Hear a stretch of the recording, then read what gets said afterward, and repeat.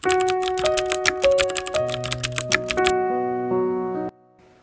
isang baryo sa Isabela, isang babaeng magsasakang siyang nasa gitna ng malawak na palayan at nagtatanim ng palay sa kabila ng tirik na araw.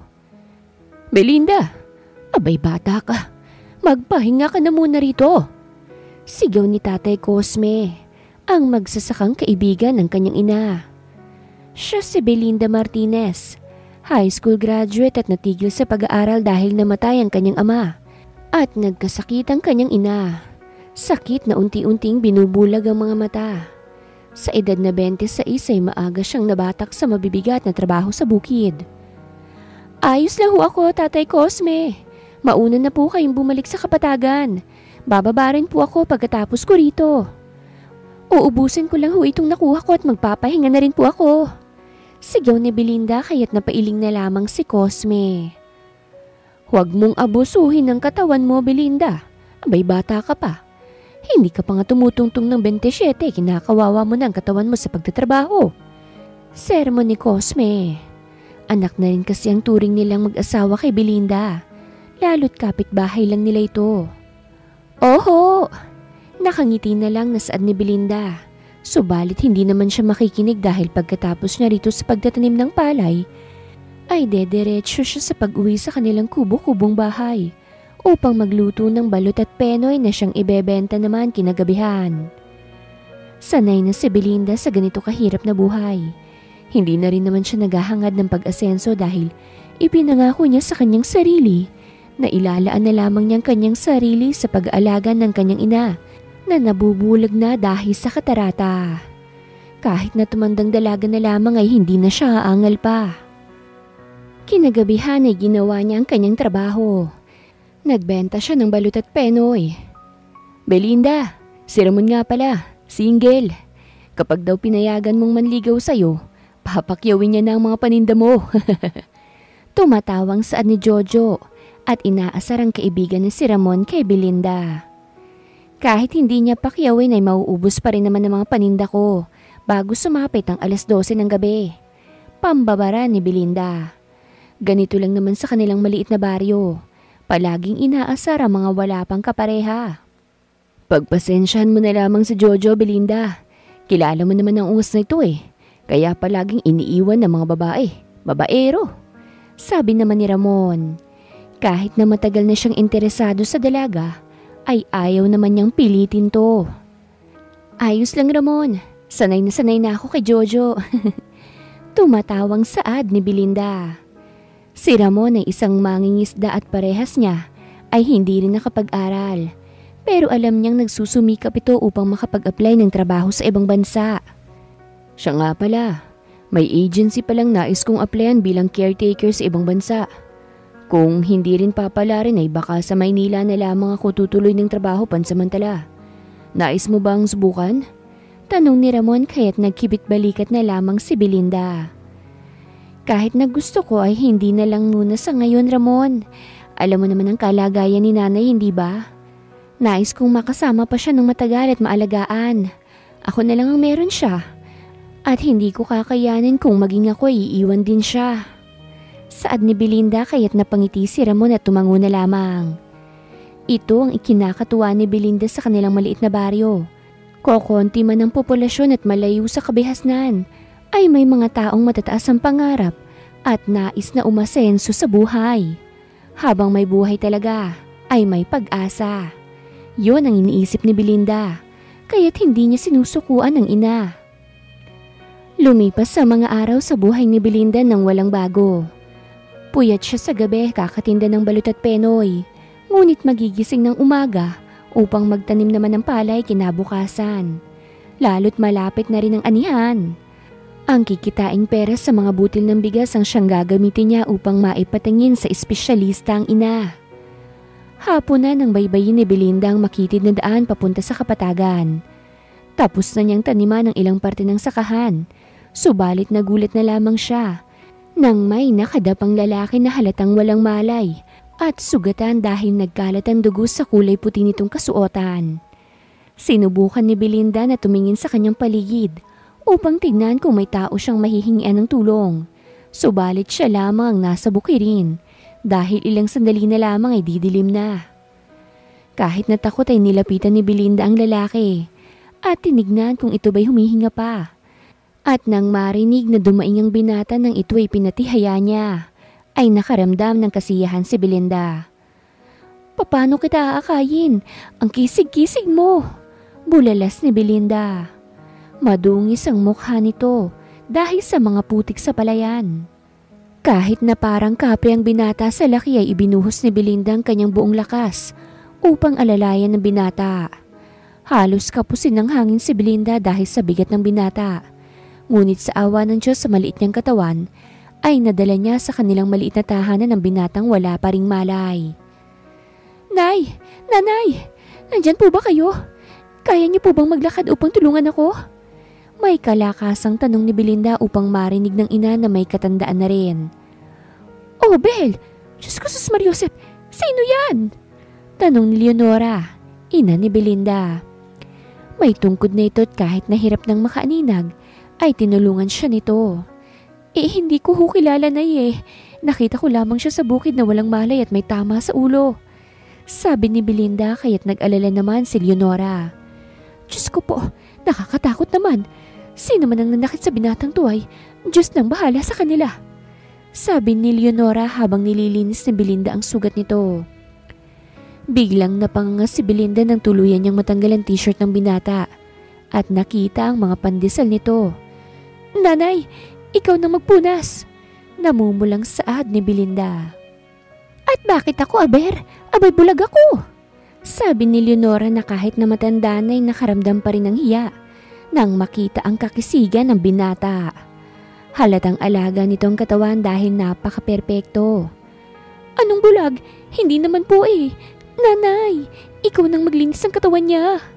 Pamimilit ni Belinda at pilit na ibinibigay ang basang bimpo upang linisin ang lalaking nakahiga sa kanilang nilatag na banig sa maliit na sala.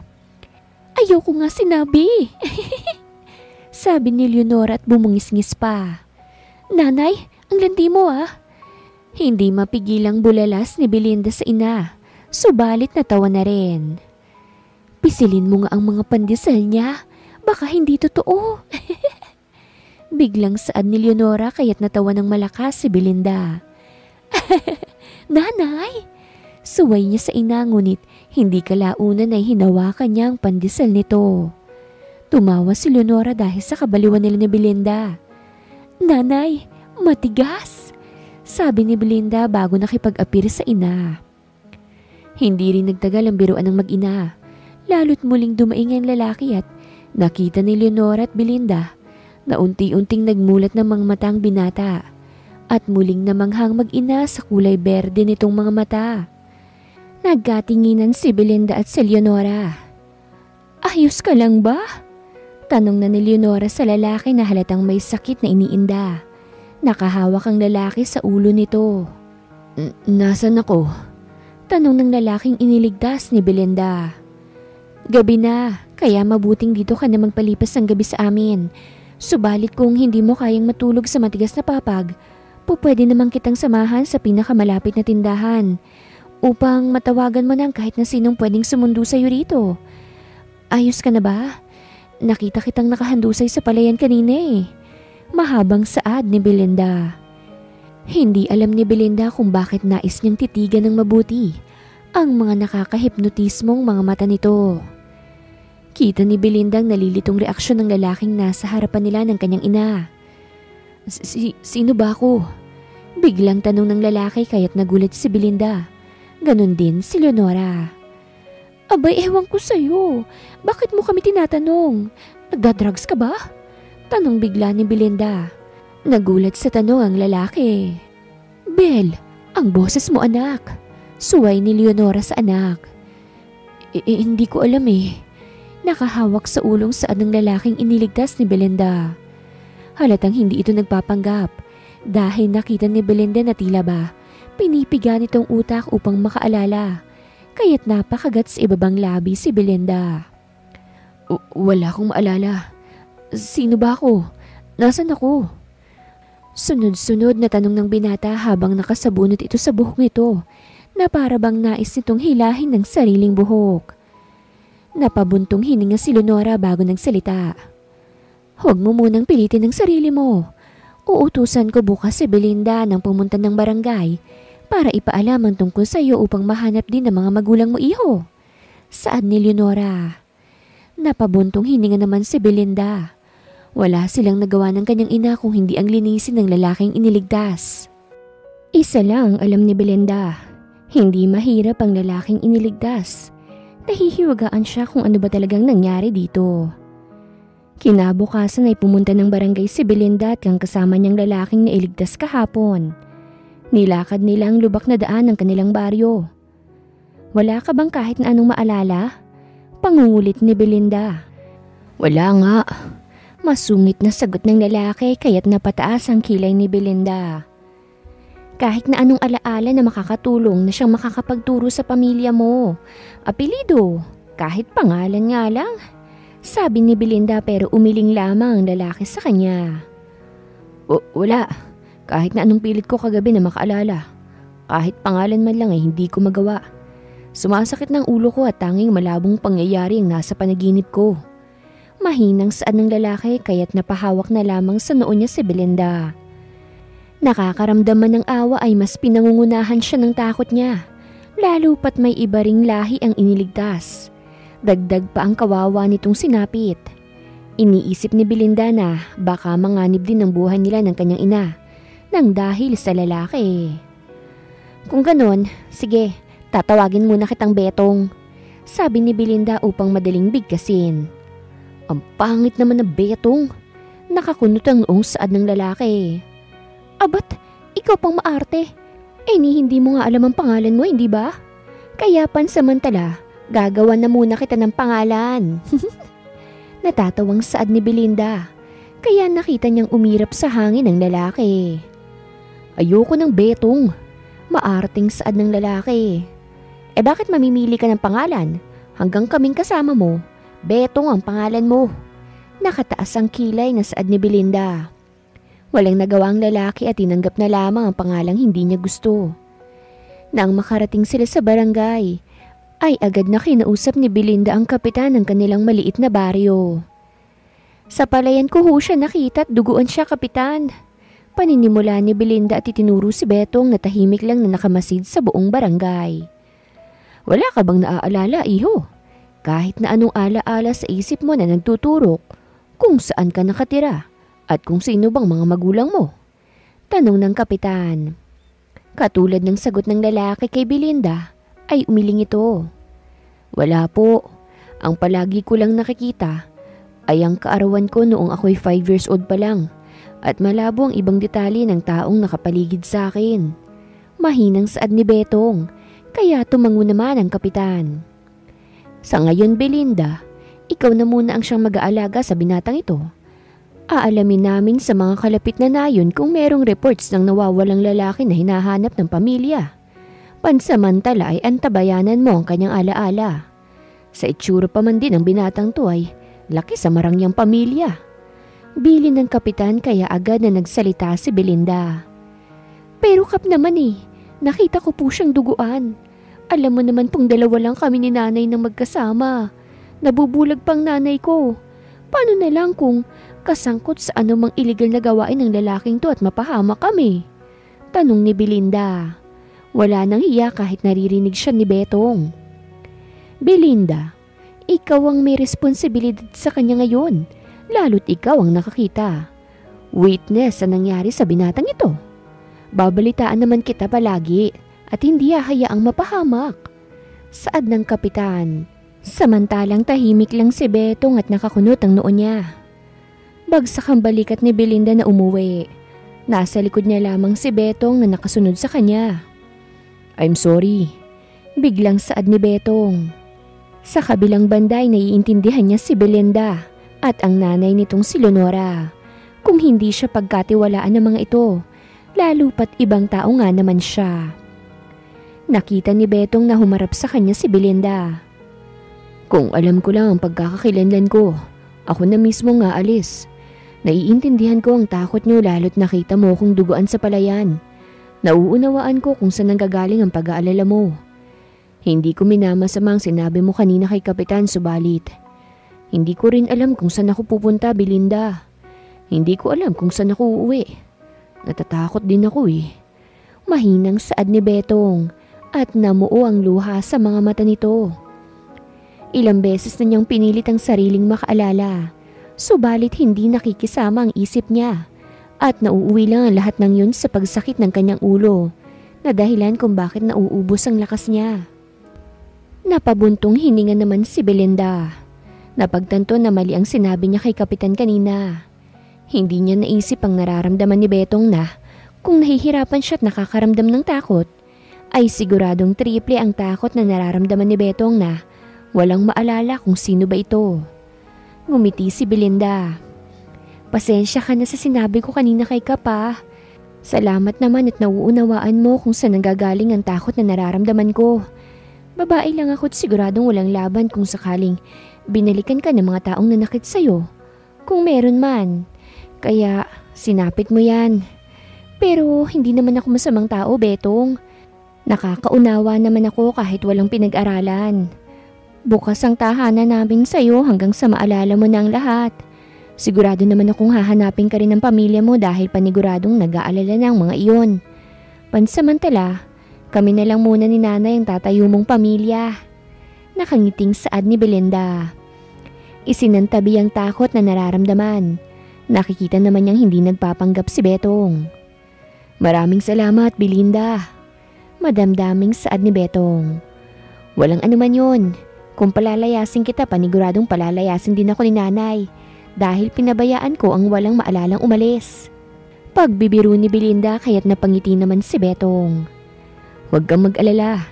Kapag bumalik ang alaala ko, babawi ako.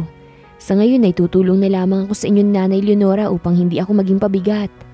Mahinang saad ni Betong kaya naman napa-thumbs up si Belinda. Tama yan. Sa laki ng pangangatawan mo maaasahan kita sa bukid. Umiling na lang si Betong.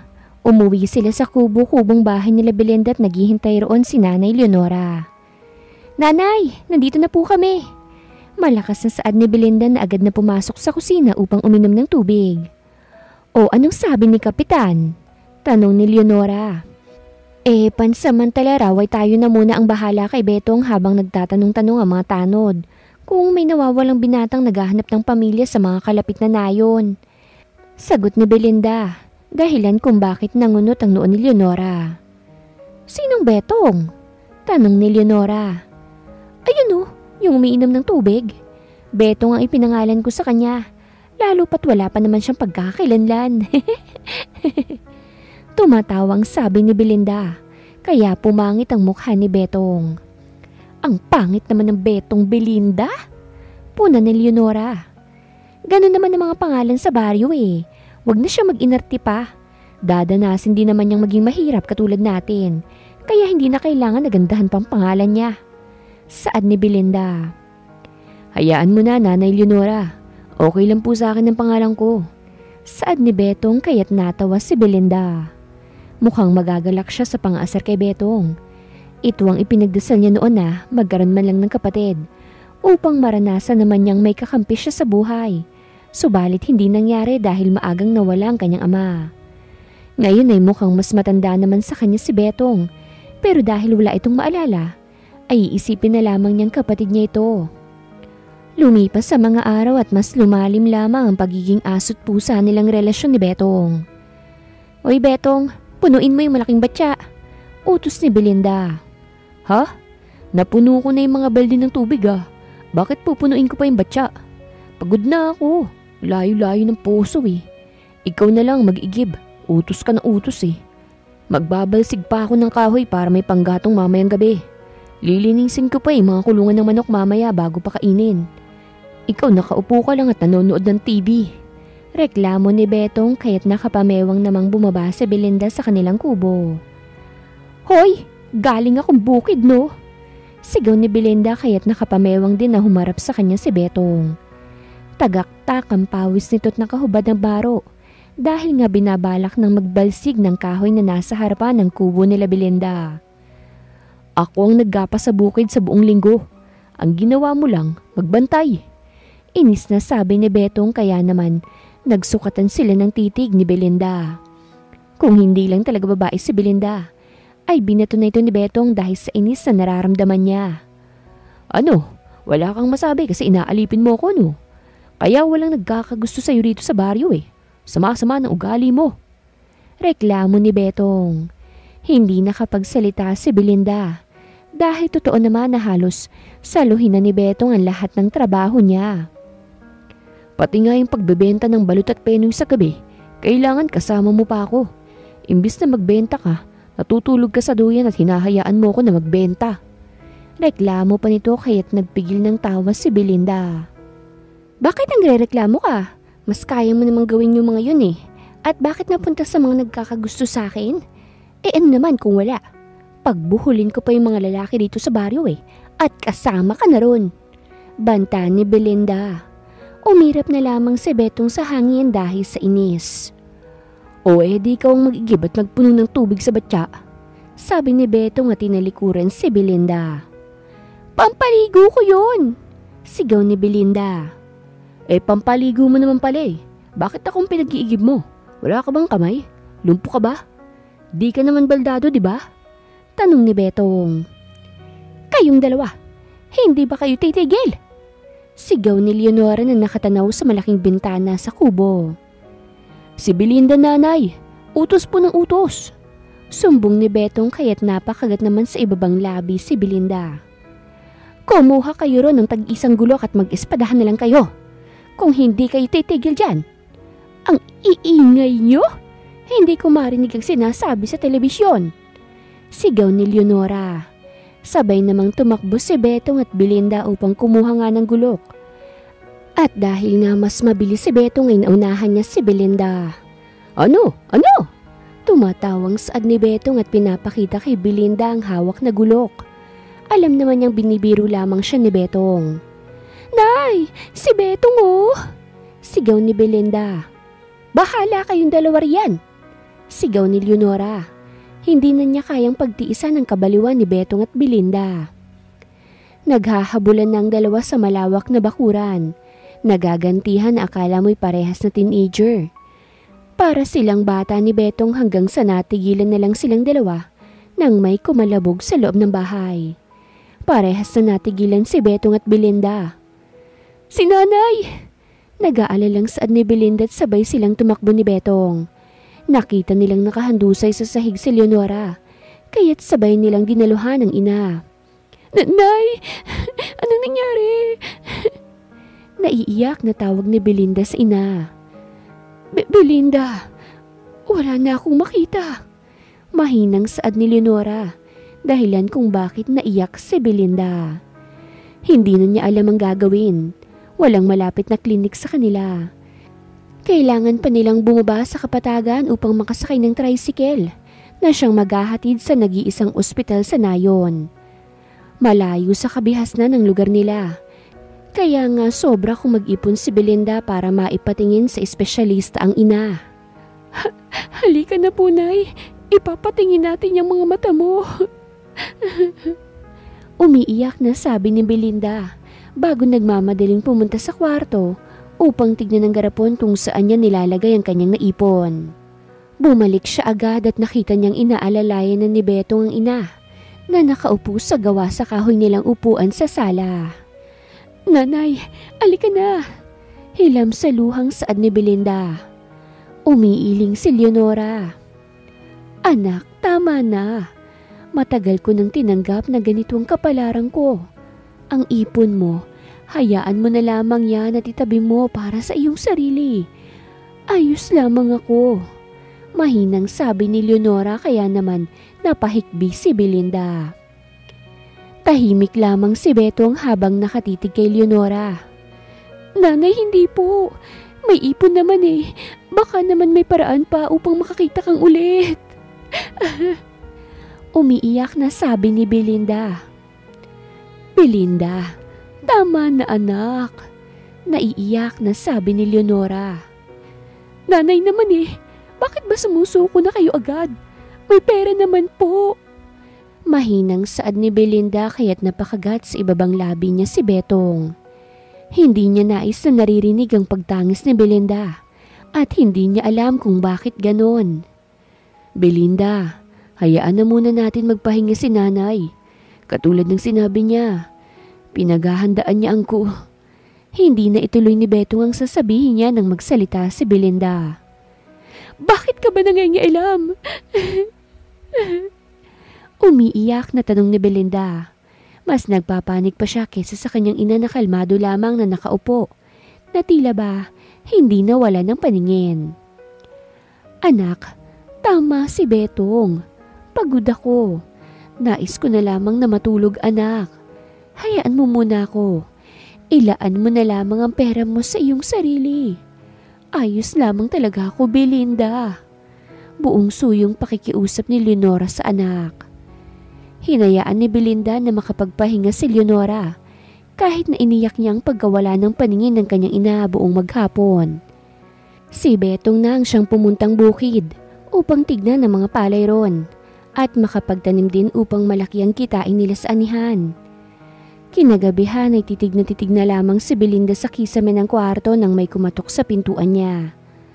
12:00 na ng gabi. Belinda, si Betong to. Mahinang dinig niya. Binuksan ni Belinda ang pinto ng kanyang kwarto. Sa sala kasi natutulog si Betong. Naglalatag ito ng banig. Napaubos mong balot at penoy? Pasensya ka na. Wala lang ako sa mood na magbenta ngayon. Mahinang saad ni Belinda ngunit ngumiti na lamang si Betong. May dala akong pagkain. Andun sa terrace. Sabi ni Betong. Gusto ko nang matulog. Ikaw na lamang ang kumain. Walang ganang saad ni Belinda dahilan kung bakit mapabuntong hininga si Betong. Gusto rin kitang makausap, Belinda. Hindi ka kumain buong maghapon eh. Gusto mo bang mag-alala si nanay sa'yo? Seryosong tanong ni Betong kaya walang nagawa si Belinda kung hindi ang lumabas ng kwarto. Tahimik naman sila nang makarating sa maliit na terrace ng kubo. Napagtanungan ko si Lubong kanina nang magbenta kami ng balut at penoy. Papasok ako sa pagko-construction para mas malaki ang maipon at maipatingin natin si nanay sa espesyalista. Pasensya na kung pinakailaman kong desisyon mo kanina. Hindi kasi sasapat ang naipon mo, Belinda. Maraming proseso para sa sakit ni nanay kaya kita pinigilan. Kaya nga gagawin natin ang lahat para makaipon. Kalmadong saad ni Betong. Titig na titig lamang si Belinda kay Betong habang nagsasalita to. Tila ba, mas alam nito ang dapat na gawin sa sitwasyon na meron sila ngayon. Salamat, Betong. Kahit na ang sama na ugaling napapakita ko sa 1 linggo mong pananatili sa amin ay naging mabait ka pa rin sa akin. Mahinang saad ni Belinda. Kaya naramdaman niyang pinunasan ni Betong ang mga luha niya gamit ang hinlalaki nito. Dahilan kung bakit tila may paru-parong nagliparan sa tiyan ni Belinda.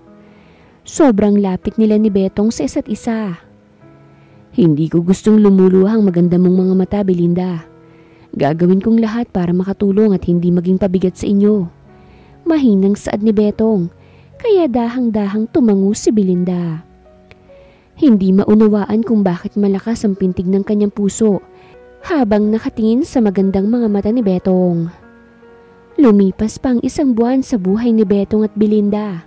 Wala pa ring balita sa kanilang kapitan kung meron bang naghahanap ng nawawalang lalaki. Wala si Betong ngayon dahil inutusan niyang pumunta sa kapatagan upang makabili ng stocks ng pagkain. Nagtatrabaho na rin to at alam niyang pasingit-singit lamang si Betong. Wala naman tong pagkakakilanlan. Malamang ay hinatak na lamang ni Lubong ang kababata ni Belinda upang magkaroon ng pagkakakitaan. Sa hindi malamang kadahilanan, ay hindi alam ni Belinda kung bakit buong sahod nito'y ibinibigay sa kanya lahat. Larawan sila ng isang masayang mag-asawa kung tutuusin, pero iniling ni Belinda ang ulo dahil sa iniisip. Mabait lamang talaga si Betong at tumatanaw ng utang na loob sa kanila. Magandang umaga! Magalang na saad ng isang magandang babae. Mukhang taga-ibang nayon dahil hindi pamilyar si Belinda sa babae. Magandang umaga, ano pong atin? Tanong ni Belinda. Katatapos lamang niyang labhan ang mga damit ni Betong. Hi, nandyan ba si Betong? Tanong nito kaya't napataas naman ng kilay niya si Belinda. Si Betong ba? Nasa trabaho niya eh. Mamayang 5:00 pa ng hapon ang uwi niya. Magalang na sabi ni Belinda. Subalit may kung ano siyang nararamdaman para sa babaeng nasa harapan. Nagseselo siya. Hindi niya alam kung bakit. Siguro dahil mas lumalim ang pagkagusto niya kay Betong nitong nakaraang buwan dahil sa kabaitan ng binata.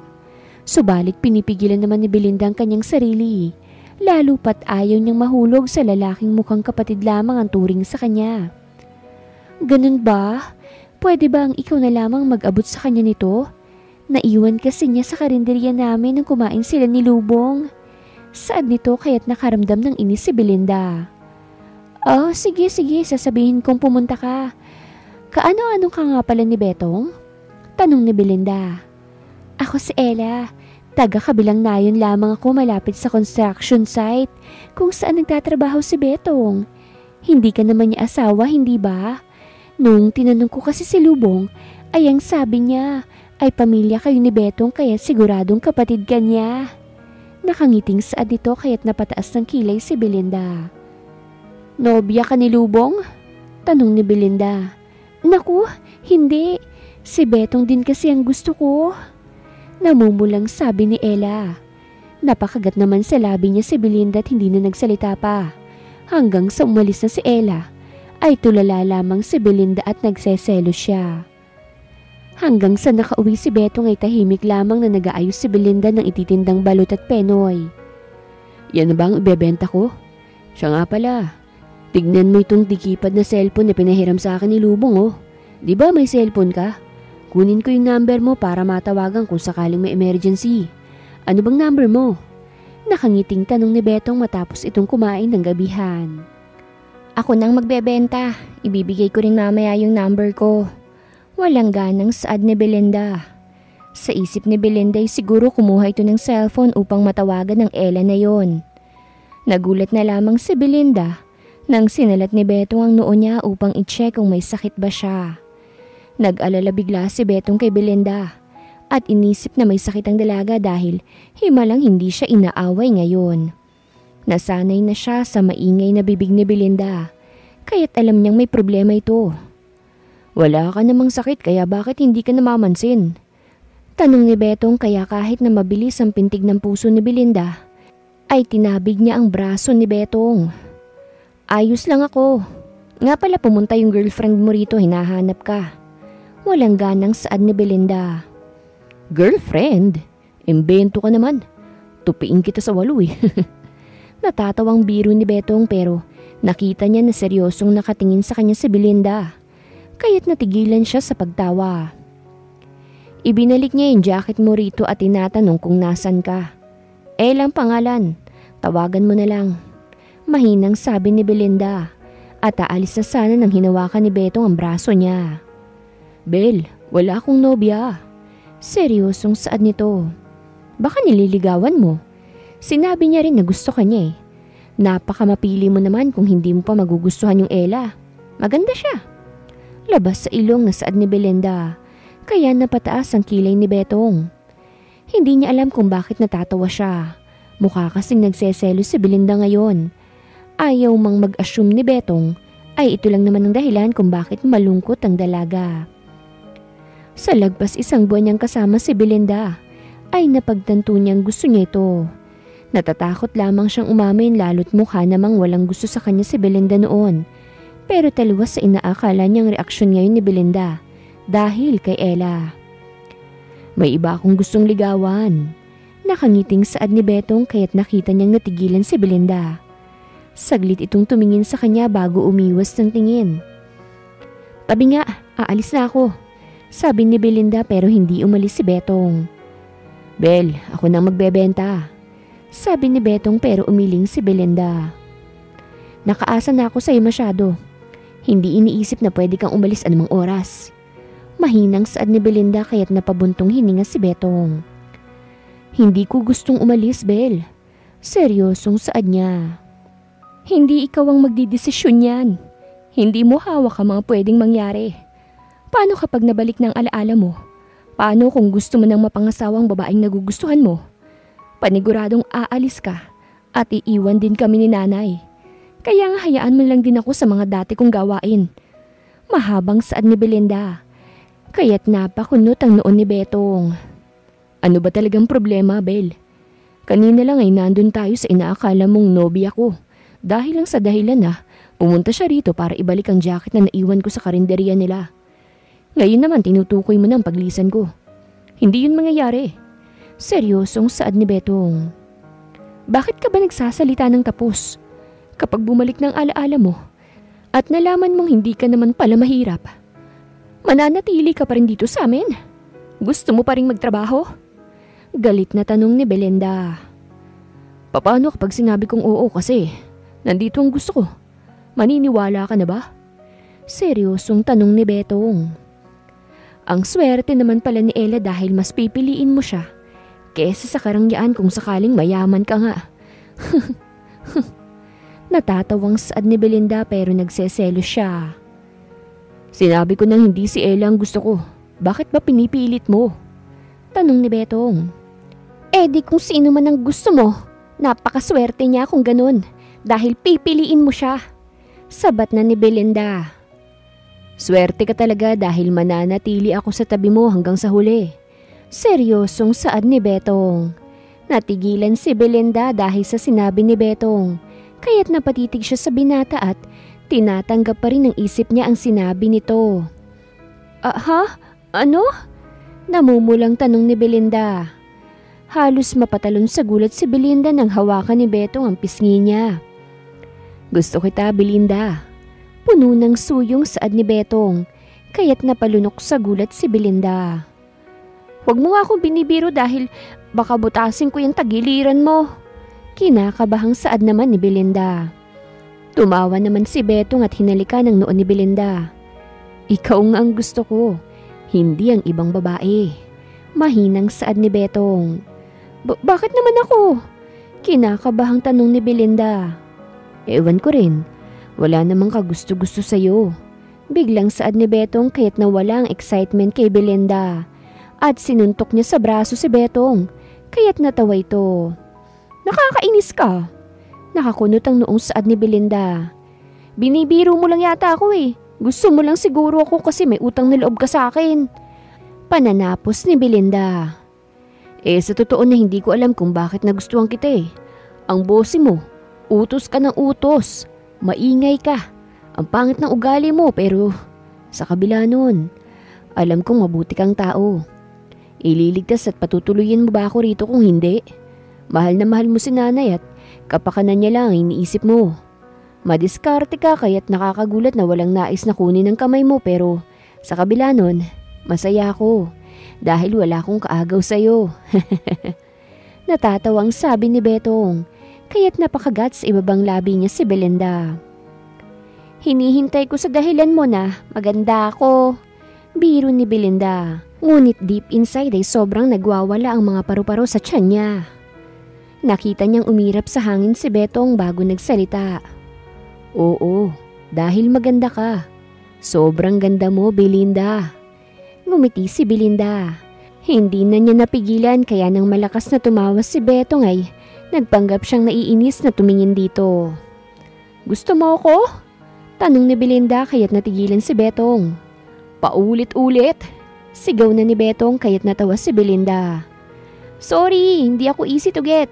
Dapat dumaan ka sa proseso. Natatawang biro ni Belinda. Nakita niyang seryosong nag-iisip si Betong kaya't inabot niya ang basket kay Betong na naglalaman ng mga balot at penoy. Dahil ako palang gusto mo, ikaw ang magbenta.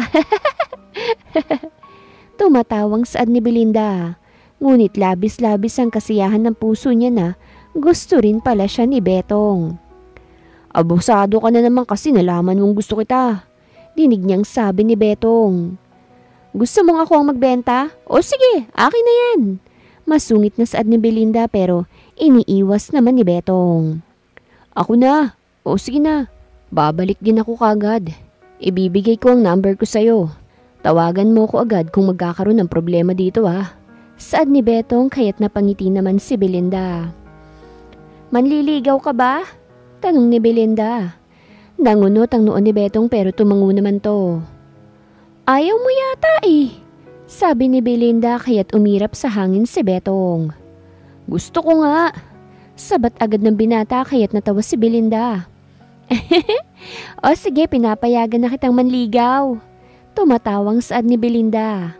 Pero napangiti si Betong bago tumalikod upang itago ang namumulang tenga kay Belinda. Ayaw pang aminin na gusto rin ako. Nagseselos pa sa ibang babae.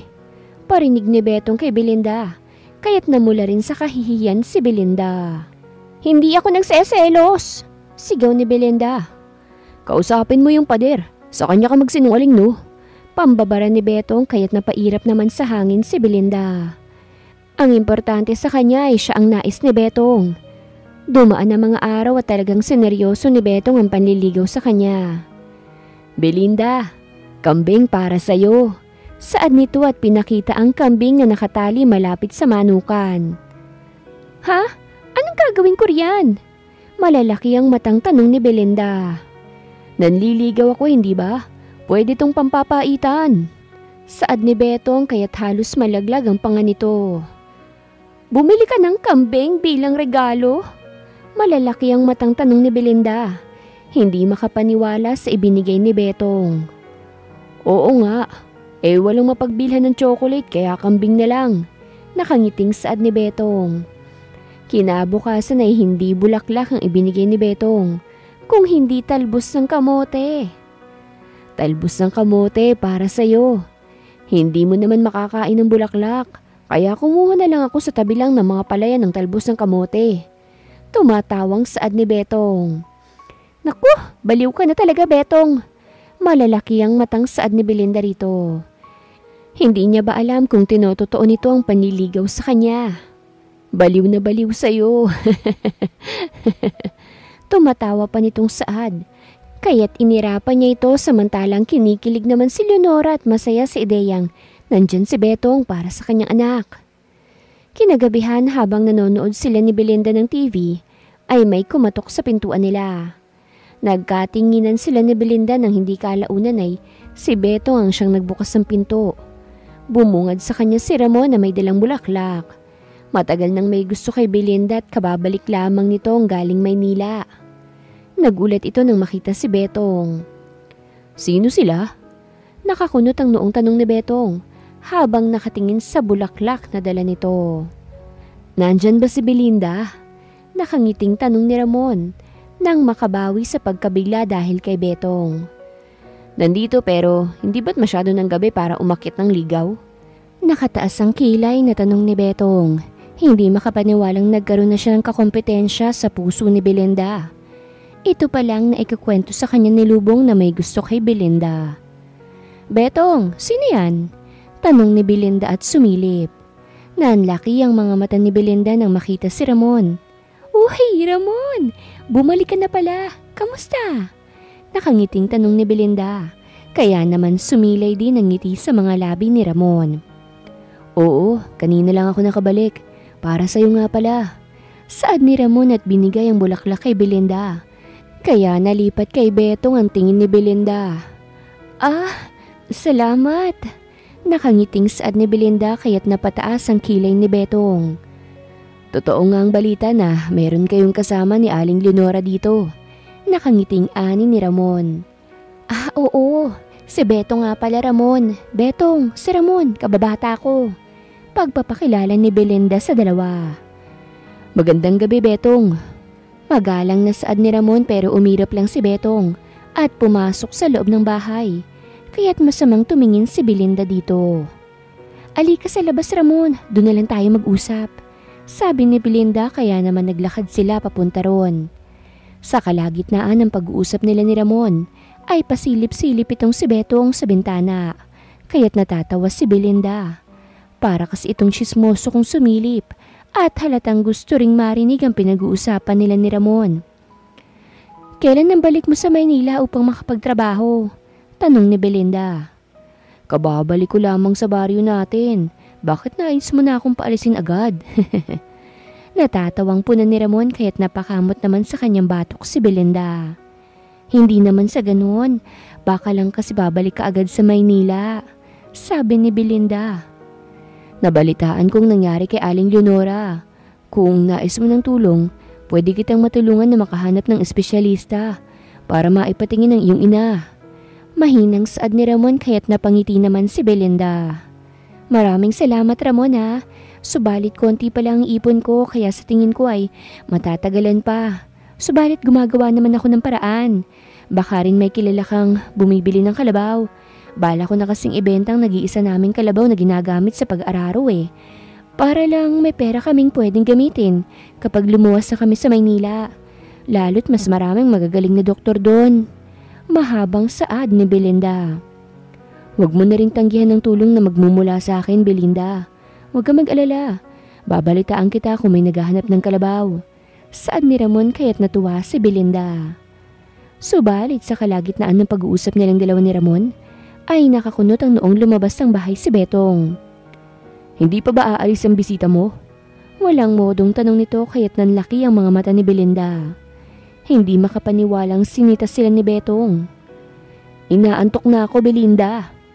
Parang batang saad nito. Ba't sinasabi mo pa sa akin yan? Hawak ko bang kama mo? Hindi mapigilan ni Belinda na itanong kay Betong. Sa kabilang banday kanina pa nakakaramdam ng kakaibang selos si Betong. Lalo na nang malaman niyang kababata ni Belinda si Ramon. Oras na ng pagtulog ng mga tao ngayon, Bel. Masungit na saad ni Betong. Hindi pa naman ako inaantok. Mahinang saad ni Belinda. Kaya't natigilan naman si Betong kaya naiinis siyang tumalikod at isinarado ang pinto. Mukhang nakakaabala na talaga ako, Belinda. Saad ni Ramon. Pasensya na Ramon ha. May saltik lang talaga yung isang yun eh. Saad ni Belinda at ipinagpatuloy ang pinag-uusapan nila ni Ramon. Lalo't marami siyang katanungan patungkol sa Maynila. Sa kabilang dako ay pasilip-silip naman si Betong sa bintana upang tignan sila Belinda. Kaya nang makita niyang umalis na si Ramon ay dali-daling tumakbo si Betong papunta sa pinto upang ilak ito at nagmamadaling nahiga sa kanyang banig sa maliit na sala. Narinig niyang kumakatok si Belinda. Ba't nakalak to? Betong! Tawag sa kanya nito pero hindi niya pinansin si Belinda. Ipinikit niya ang mga mata dahil sa inis. May pabula-bulaklak pa? Hindi naman yun makakain ni Belinda. Inis na bulong ni Betong. Betong!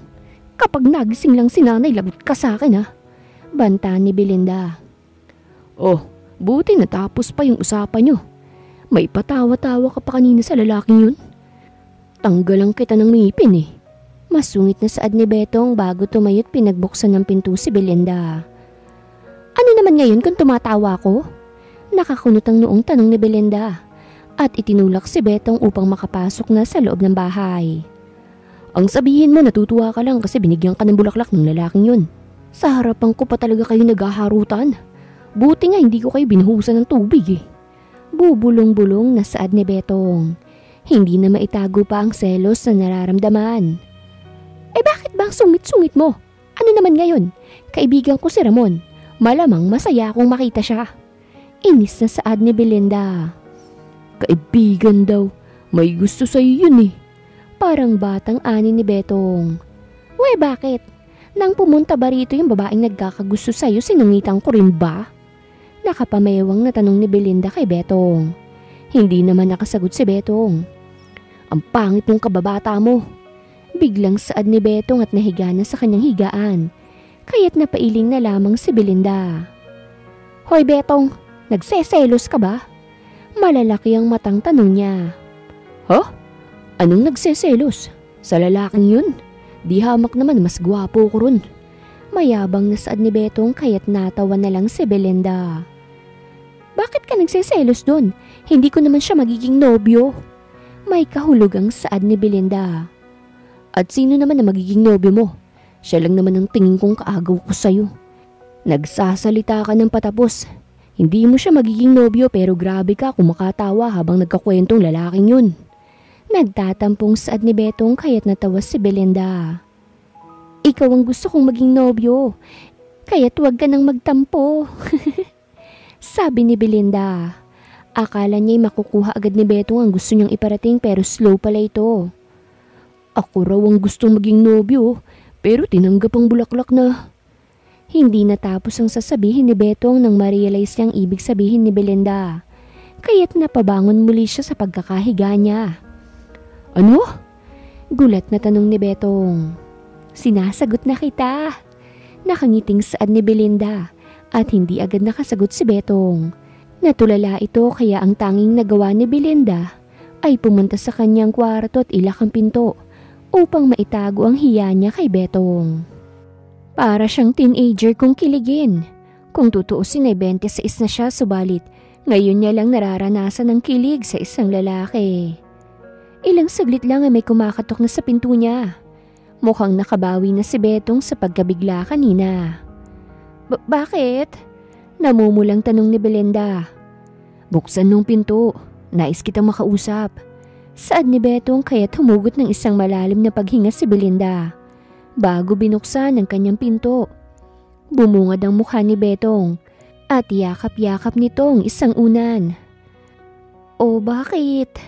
Nahihiyang tanong ni Belinda at hindi makatingin sa mukha ni Betong. Wala nang bawian na. Nakangiting saad ni Betong at basta na lamang pumasok sa kanyang kwarto. Huy! Anong ginagawa mo? Gulat na tanong ni Belinda. Makikitulog. Bakit? Masama bang makasama si higaan ng nobya ko? Saka masakit ng likod ko sa papag. Reklamo nito kaya't umiling si Belinda. Magagalit si nanay. Sa kabilang kwarto lang siya, Betong. Paalala niya sa binata. Ipapaalam ko bukas ang relasyon natin. Alam kong papayag yun. Mas paborito niya ako kaysa sa'yo eh. Nakangising saad nito. Hindi naman yun ang inaalala ni Belinda. Kung hindi ang ideyang magkakatabi sila sa pagtulog ni Betong. Hindi pa man din malaki ang kama niya. At talagang magkadikit sila kung sakaling mahihiga na siya. Betong, hindi tayo kasya. Madiing sabi ni Belinda. Nakita niya si Betong na itinuro ang isang braso. Di gawin mo unan to. Makulit na sabi nito. Ayoko nga. Namumulang saad ni Belinda. Hindi ka ba naaawa sa boyfriend mo? Patutulugin mo talaga ako sa matigas na papag? Tanong ni Betong kaya tumalikod si Belinda. Ayoko nga sabi. Masungit na saad ni Belinda kaya't napaupo si Betong. Belinda, hindi kita gagalawin. Gusto lamang kitang makatabi. Mahinang saad ni Betong kaya't nagsalubong ang paningin nilang dalawa ni Betong. Hindi nakapagsalita si Belinda. Alika na rito. Mahinang saad ni Betong kaya't dahan-dahang lumapit si Belinda. Namula si Belinda kaya't niyakap siya ni Betong. Hindi ka ba komportable? Lalabas na lang ako kung hindi mo nais na nandirito ako. Mahinang saad ni Betong. Kaya't napabuntong hininga naman si Belinda. Matutulog lang ha. Bago magising si nanay kailangan mong umalis. Mahinang saad ni Belinda kaya't natatawa namang tumango si Betong. Pananagutan naman kita eh. May kahulugang saad ni Betong kaya't inirapan siya ni Belinda. Ganun nga ang nangyari. Magkayakap silang natulog ni Betong kaya't masaya ang puso ni Belinda. Lalo't katabi ang nobyo niyang matulog. Naalimpungatan lamang siya nang marinig niyang dumadaing si Betong na tila binabangungot. Kaya't napabalikwas siya ng bangon lalo na nang makitang mukha nitong tila nasasaktan. Betong! Gising! Mahinang saad ni Belinda at tinapik-tapik nito ang pawisan nitong pisngi. Sumigaw si Betong bago napabalikwas ng bangon. Tinitigan nitong nobya na nag-aalalang nakatitig sa kanya. Nagdaka naman si Belinda nang mahigpit siya nitong niyakap. Ayos ka lang ba? Nag-aalalang tanong ni Belinda. Kaya't dahan-dahan namang tumango si Betong. Hindi niya maamin na may naaalala na siya. Meron na ngunit masyado yung madilim at nakakatakot. Kaya't ayaw niyang ipagsabi pa sa nobya.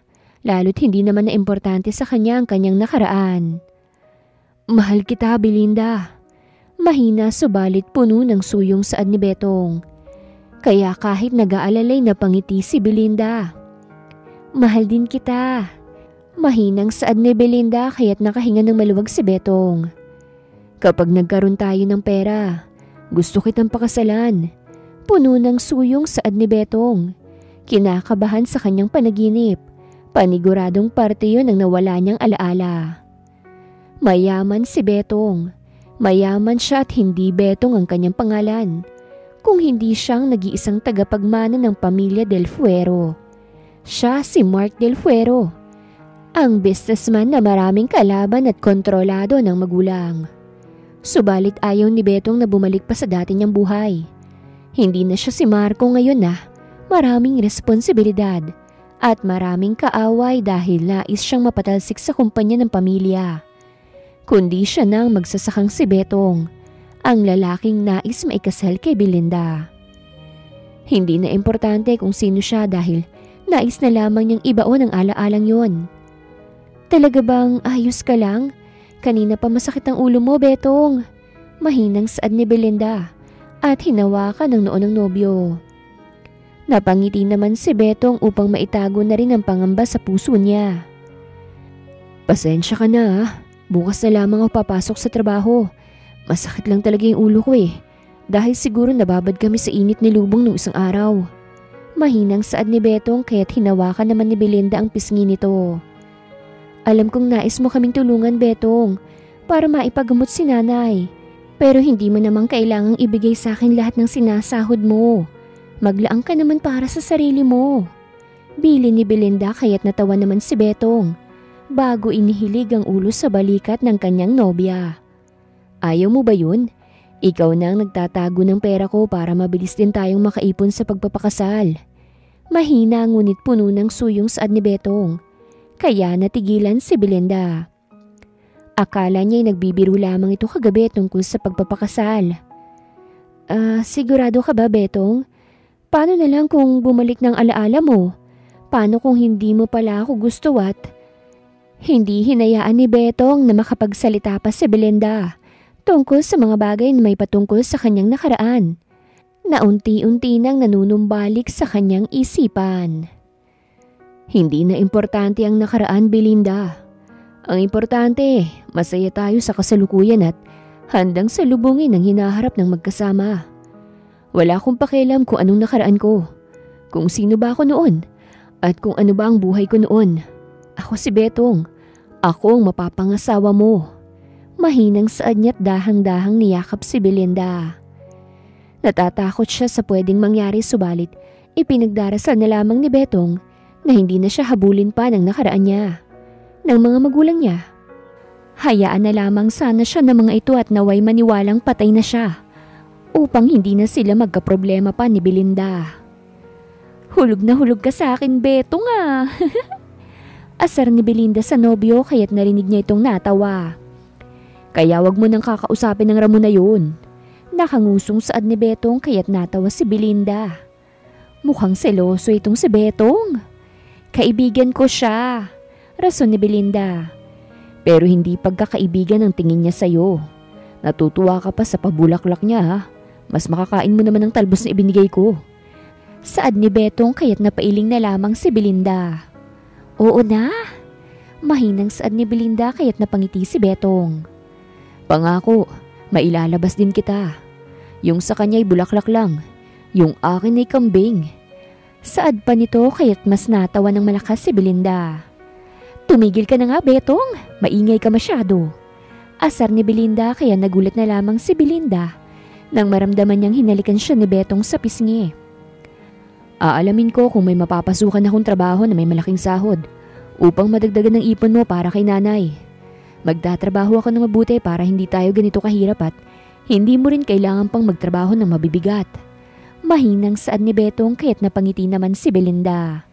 Napakaswerte niyang hindi makasarili ang lalaking iniibig at palaging ang kapakanan niya at ng kanyang ina ang inuunang isipin.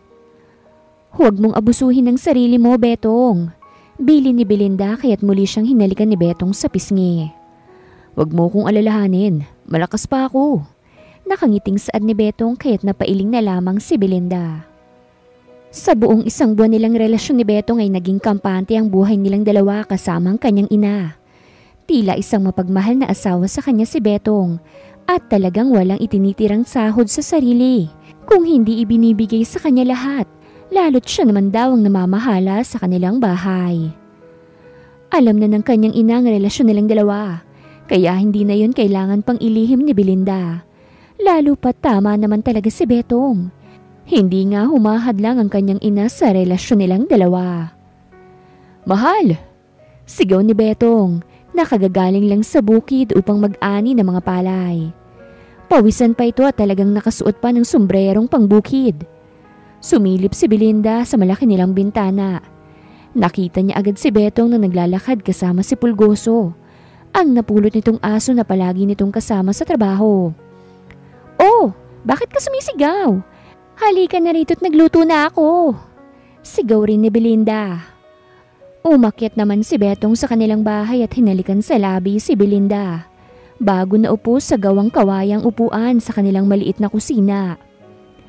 "Bakit mukhang masaya ka?" tanong ni Belinda. "Narinig kong may gaganaping kasalang bayan sa barangay sa susunod na linggo. Ayaw mo bang makasali tayo?" tanong ni Betong kaya't natigilan si Belinda. "Kasalan?"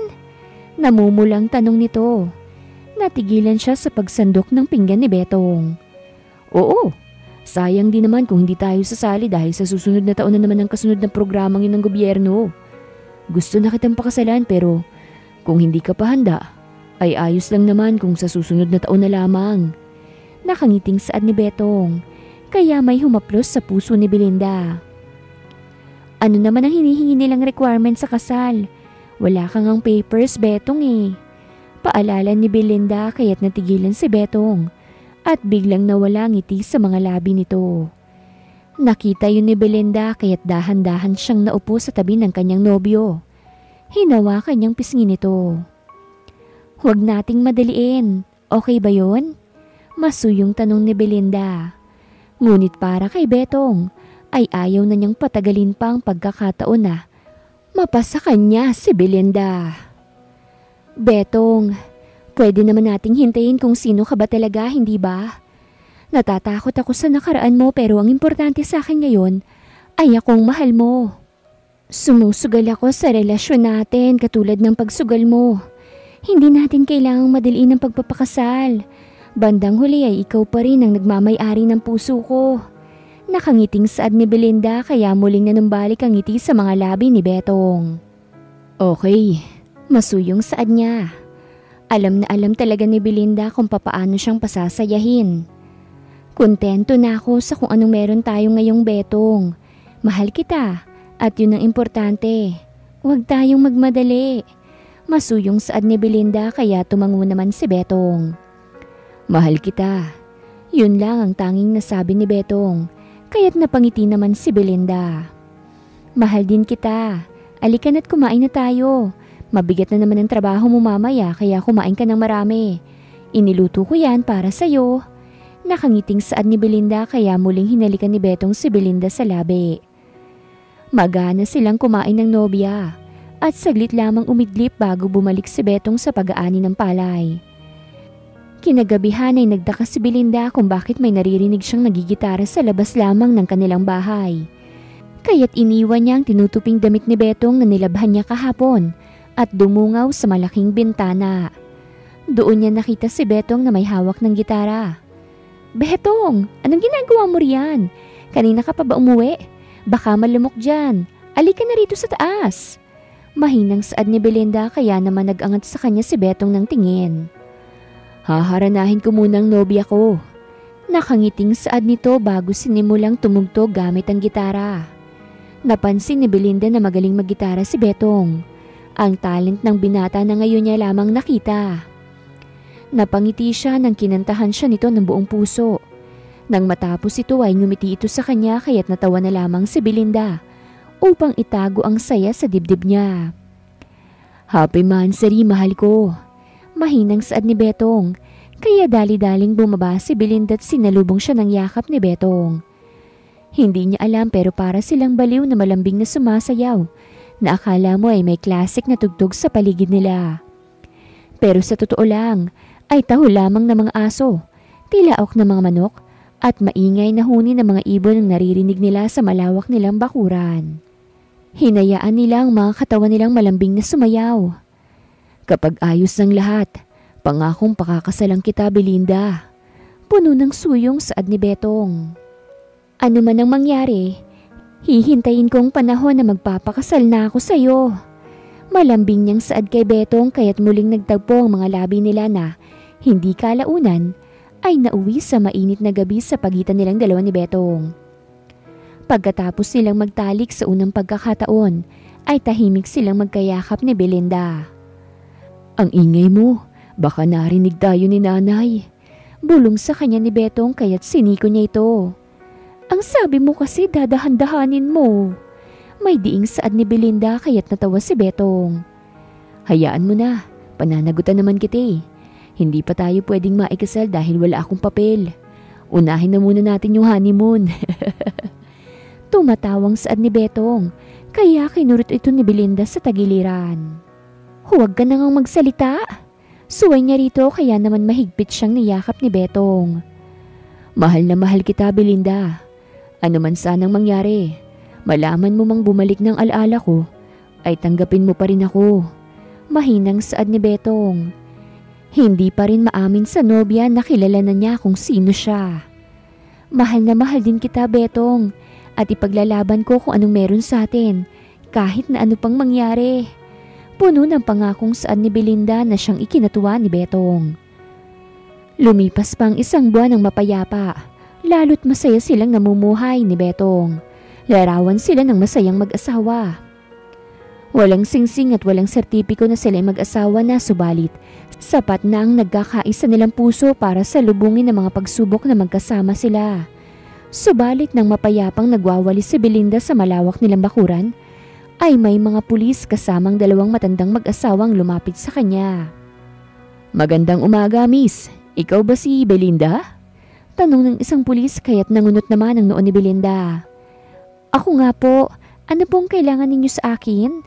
Nakakunot ang noong tanong ni Belinda. Nilukob siya ng kaba nang makita ang kamukhang lalaki ni Betong. Napag-alaman kasi namin na ikaw ang siyang nag-aalaga ng lalaking natagpuan mo sa palayan. Ilang buwan ang nakakalipas. Naisa na namin siyang makita. At yun ay kung pag-uunlakan mo ang aming nais. Mahinang saad ng pulis. Napalunok naman si Belinda. Ako nga po pero wala po siya ngayon dito dahil nasa trabaho. Mahinang sagot ni Belinda.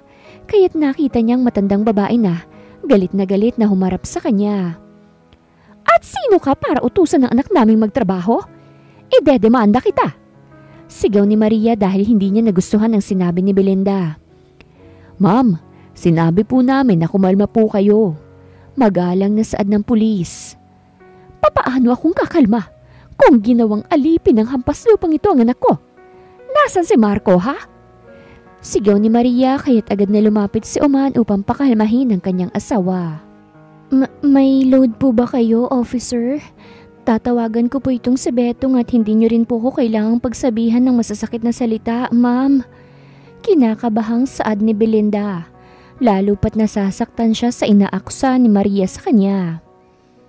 Bel, sino yung mga iyan? May kausap ka ba, anak? Tanong ni Leonora nang may marinig siyang sigawan. Ayos lang naman ako, Nay. Huwag na po kayong lumabas. May mga tao lang pong nagtatanong. May kalakasang ding saad ni Belinda bago muling tumingin sa pulis sa harapan niya. Inabot nito ang telepono sa kanya kaya tinipa niya ang numero ni Betong. Hello, mahal ko? May problema ba dyan sa bahay? Agad na tanong ng nobyo kaya't napalunok naman si Belinda. Pwede ka bang umuwi saglit? Kailangan ka rito sa bahay. May mga pulis kasi rito ngayon. Mahinang saad ni Belinda, kaya biglang nanahimik si Betong sa kabilang linya. Okay, hintayin mo ko, uuwi ako. Mahina ngunit buong suyong saad ni Betong, kaya naman pinatayan siya ng tawag ni Belinda. Pauwi na raw po siya. Mahinang saad ni Belinda. Mabuti naman at uuwi na siya. Oras na malaman ko lang na pinahirapan niyo ang anak ko rito. Sisirain ko ang buhay niyo. Galit na saad ni Maria kaya't natigilan naman si Belinda. Gusto niyang sagutin ng matanda subalit kung ito man ang ina ni Betong, ay kailangan niyang intindihin kung saan nanggagaling ang galit ng matanda. Hindi nagtagal ay nakita niya si Betong na naglalakad papasok sa gawa sa kawayan nilang gate. "Oh my goodness, my son!" Sigaw agad ni Maria nang makita si Betong, samantalang tahimik lamang si Belinda. Sinalubong ni Maria at uman si Betong subalit umiwas si Betong at lumapit siya kay Belinda na halatang takot na takot at hinalikan ito sa labi kaya't nakita niyang natigilan si Belinda. "May ginawa ba sila sa'yo?" Nag-aalalang tanong ni Betong sa pinakamamahal. Umiling naman si Belinda.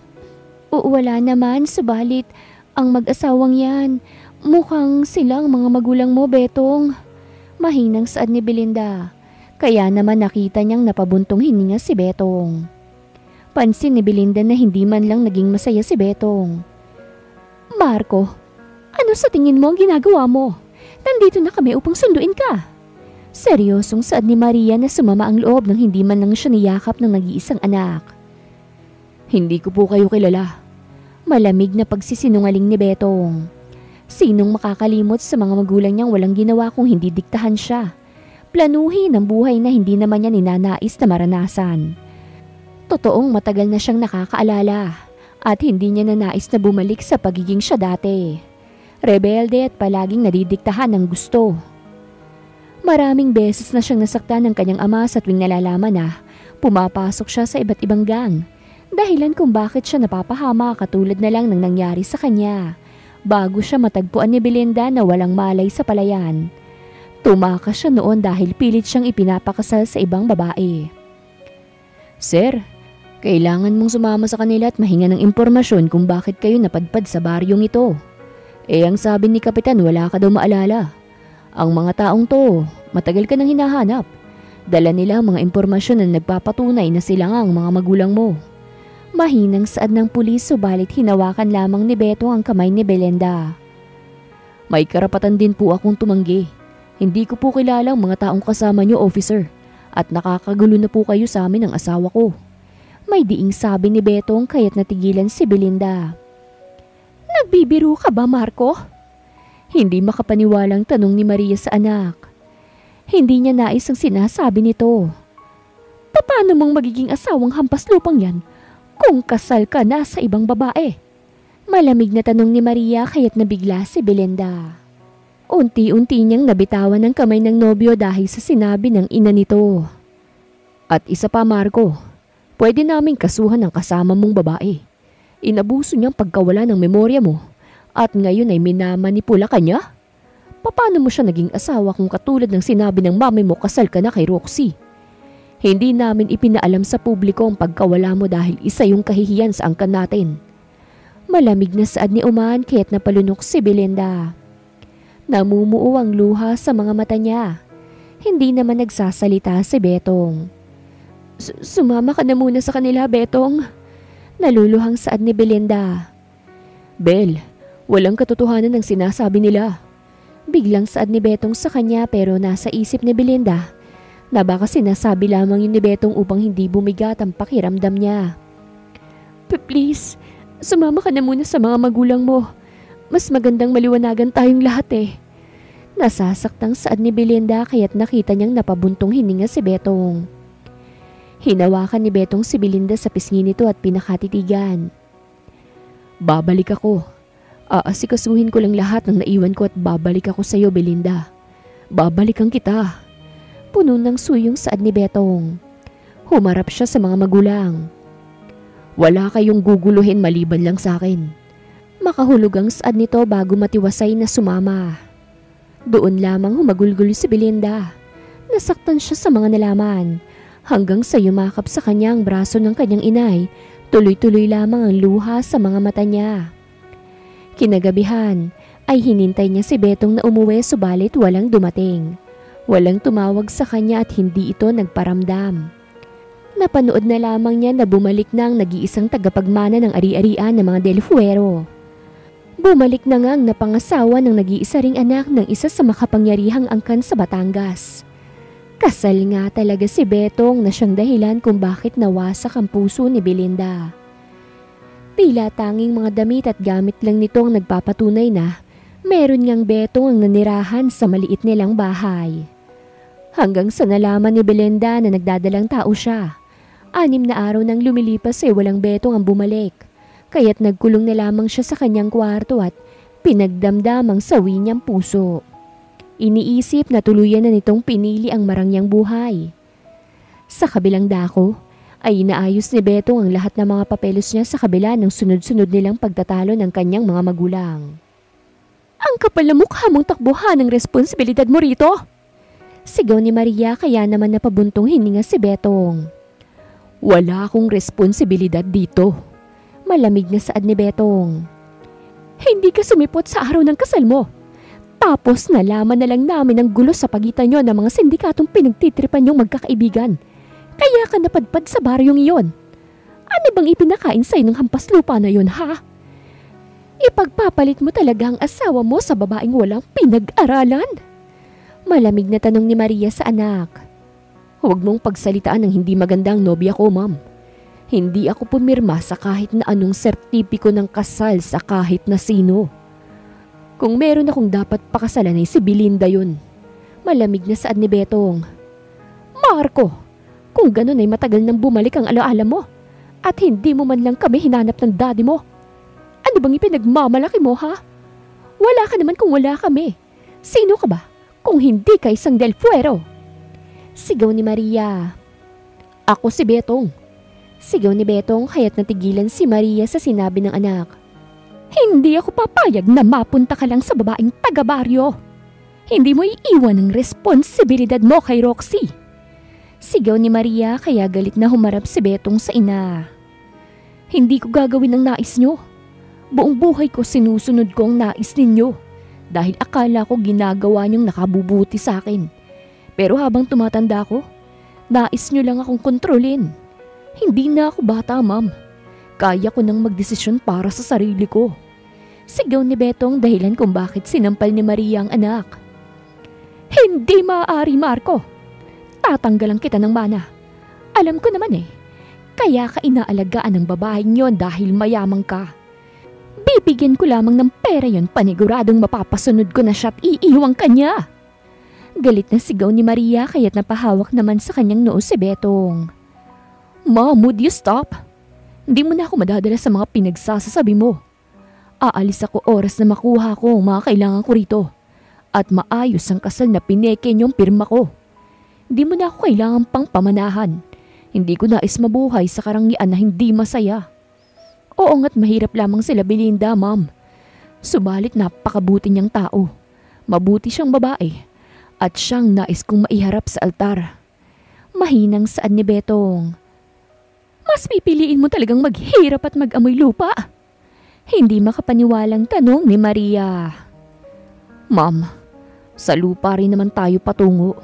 Wala na akong pakialam. Noong namuhay akong kasama sila Belinda, napagtanto ko na hindi perang pinaka-importante sa buhay ng tao.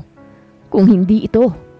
Mahinang saad ni Betong at itinuro ang dibdib kung nasaan ang puso niya. Hindi makapaniwala si Maria sa sinasabi ng anak. Kilala niya ito. Alam na alam niya kung gaano kayabang ang anak niyang si Marco noon. Isang rebeldeng gagawin ng lahat para may mapatunayan sa kanilang dalawang mag-asawa.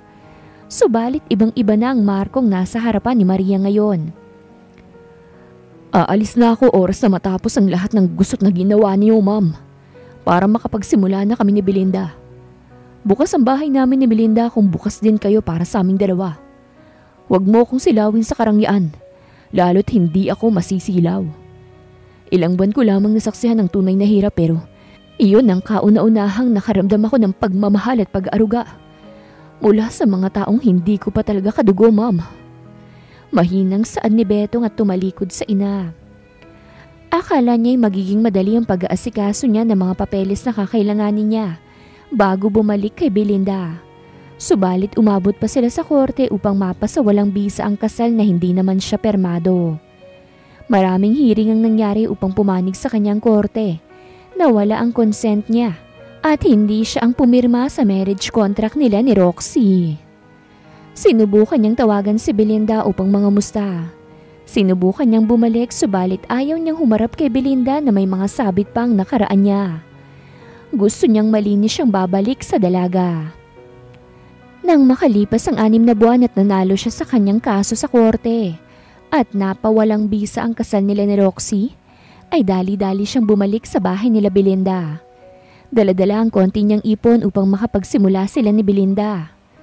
Subalit nawasak ang puso niya nang makita niya si Belinda na nagwawali sa harapan ng bahay ng mga ito na may malaking tiyan samantalang nagpapakain naman ng manok si Ramon.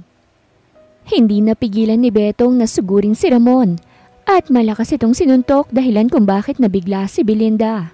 Hindi lang dahil bumalik na si Betong, kung hindi dahil sa nasasaksihan niya ngayon. "Betong!" Sigaw niya lalo na nang nagpapalitan na ng suntok ang dalawa. Dahil sa inis ni Belinda, ay kinuha niya ang hose ng tubig at binasa ang dalawa. Doon lamang tumigil ang dalawa. Nandito lang naman si Ramon upang tulungan siya lalo't hindi na niya kaya lalo't malapit ng mag-6 na buwan ang tiyan niya. "Bakit ka ba nandito?" Malamig na tanong niya kay Betong kaya't nakita niyang pagdaan ng sakit sa gwapong mukha nito. "Belinda, nawala lang ako saglit eh. Eto na ang nabalikan ko." Maluha-luha nitong tanong sa kanya kaya't napakagat sa ibabang labi niya si Belinda bago tumingin kay Ramon. "Ramon, maraming salamat ah. Pwede bang iwan mo muna kami? Kakausapin ko lamang si Mr. Del Puero." Malamig na saan ni Belinda at tumitig sa mukha ni Betong. Kitang-kita niya ang galos nito sa magkabilang gilid ng labi. Subalit pinilit ni Belinda na hindi mag-alala sa lalaking hanggang ngayon ay iniibig pa rin niya. "Anong ginagawa mo rito?" Malamig na tanong ni Belinda. "Sinabi kong babalik ako." Mahinang saad ni Betong. "Huli ka na." Malamig na saad ni Belinda kaya't madiing napapikit si Betong. "Belinda, anak ko ba ang nasa sinapupunan mo?" Malamig na tanong ni Betong. Tuloy-tuloy sa pag-agos ang luha sa mga mata ni Belinda. "Umalis ka na lang at bumalik ka na sa asawa mo, Betong. Marco, o kung sino ka man. Hindi na kita guguluhin. Basta, kalimutan mo na kung anumang namagitan sa atin dito. Ayoko ng anumang gulo." Umiiyak na saad ni Belinda. Hindi niya nanais na sugurin na naman at pagsalitaan ng masasakit na salita mula sa magulang ni Betong. Hindi na niya kaya pang tumanggap ng ano pang panginsultong mula sa magulang ni Betong. "Sinabi kong babalik ako taas sikasuhin kong lahat upang malinis na umuwi sa'yo." Mahinang saad ni Betong at unti-unting bumagsak ang masagana nitong mga luha. Hindi nakasagot si Belinda sa sinabi ni Betong. Totoong dapat kinasal ako sa iba kaya tumakas ako ng araw mismo ng kasal ko, Belinda. Doon ako tinambangan ng mga kaaway ko. Dahilan kung bakit duguan mo akong natagpuan sa kapatagan. Bumalik ang alaala ko matagal na nung magkasama pa lang tayo. Kasi simula ng relasyon natin noon pero kampante akong wala akong iniwang asawa sa Maynila. Lalo pat wala naman akong ibang iniibig kung hindi ikaw lang. Mahinang saad ni Betong. Kaya't napahagulgul si Belinda bago umiling. "Huwag mo na akong linlangin. Kumalat sa baryo na kabit mo ako dahil sa balitang ikinasal ka at tuluyang nakabalik na sa mga magulang at asawa mo." Umiiyak na saad ni Belinda kaya't napabuntong hininga si Betong. "Kung ganun, hindi ka na nanonood pa nitong mga huling buwan?" Mahinang tanong ni Betong dahilan kung bakit tumango si Belinda. Hindi niya nanais na mapanood pa sa balita ang tungkol kay Betong. "Inasikaso ko ang kasal na hindi naman akong pumirma, Belinda. Mataas na pamilya ang meron ako. Kaya nilang gawin ang naisin nilang gawin kaya't hindi na ako nagulat na ipakasal nila ako kahit na hindi ko naman yun pirmado. Hindi ako kasal at hindi ikinasal, Belinda. Pumanig sa akin ng korte." Mahinang saad ni Betong kaya't napahikbi si Belinda. Inalala niya ang mga araw na para siyang tangang naghihintay kay Betong. At hindi man lang niya naisipan na ginagawa pala nito ang paraan upang makabalik sa kanya. Inisip niyang mas gusto nito ang buhay na meron nito kesa manatili sa tabi niya at sabay silang maging mahirap. Hindi nakapagsalita si Belinda at patuloy lamang sa pagluha. Dahilan kung bakit mahigpit siyang niyakap ni Betong. I'm sorry. Mahinang saad ni Betong. 6 na buwan siyang hindi nakasama ni Belinda, kaya siguradong kung ano-ano ang pumasok sa isip ng kanyang nobya. Marco, kapag pinili mo ko, mababaong ka sa hirap ng buhay na meron ako. Emosyonal na saad ni Belinda kaya't napabuntong hininga si Betong at hinalika ng leeg ni Belinda. Sinong nagsabi na hindi ako handa? Bumalik ang alaala ko subalit na natili pa rin ako sa'yo. Kahit na ano pang mahirap na trabaho ang kaharapin ko, wala akong pakialam. Basta ba ikaw ang uuwian ko ay paulit-ulit kitang pipiliin. Madamdaming saad niya. Hindi nakapagsalita si Belinda kaya dahan-dahang lumuhod si Betong sa harapan ni Belinda bago masuyong hinalika ng malaking tiyan ng nobya. Kahit na hindi mo sabihin, alam kong sa akin ang batang nasa sinapupunan mo. Pangako. Napatakip ng mukha niya si Belinda dahil sa masagana niyang mga luha. Belinda, kumpleto na ako sa papel. Alam mo na ang apelidong ipapagamit ko sa iyo. Ako si Marco del Fuero, ang Betong mo. Tumatawang saad ni Betong at muling hinalika ng malaking tiyan ng nobya. Tuloy-tuloy lang naman sa pagluha si Belinda. Pakasalan mo lamang ako. Ibibigay kong mundo sa iyo. Igagapang kong pamilya natin. Magtatrabaho akong mabuti at gagawin ng lahat maibalik lang ang paningin ni Nanay Leonora. Please, marry me. Nangungusap na saad ni Betong dahilan kung bakit unti-unting tumango si Belinda. Kaya sumilay ang ngiti sa labi ni Betong. Alam ni Belinda na hindi niya maloloko ang kanyang puso na matagal nang tumitibok para kay Betong. Hindi na bagay ang Betong sa'yo. Umiiyak at tumatawang saad ni Belinda. Subalit umiling naman si Betong. Hindi, ako ang habang buhay mong Betong, Belinda. Mahinang saad nito bago tumayo at katulad ng palaging napapanood ni Belinda. Tinapos ng isang simpleng halik sa labi ang lahat ng sakit na nararamdaman niya nitong mga nakaraang buwan nang akala niya ay iniwan na siya ng tuluyan ni Betong.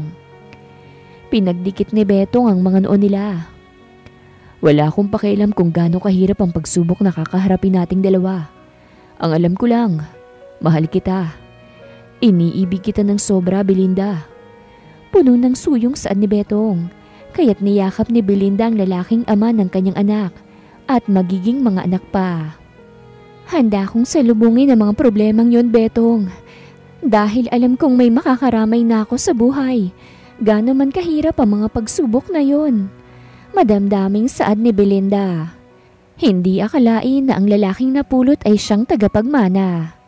Tagapagmana ng puso niya. Napagtanto na hindi kayamanan ang siyang nagwawagi, kung hindi pagmamahalang totoo at kumpleto. Dahil ganun ang kwento na meron sila ni Betong o ni Marco del Fuego. Wakas.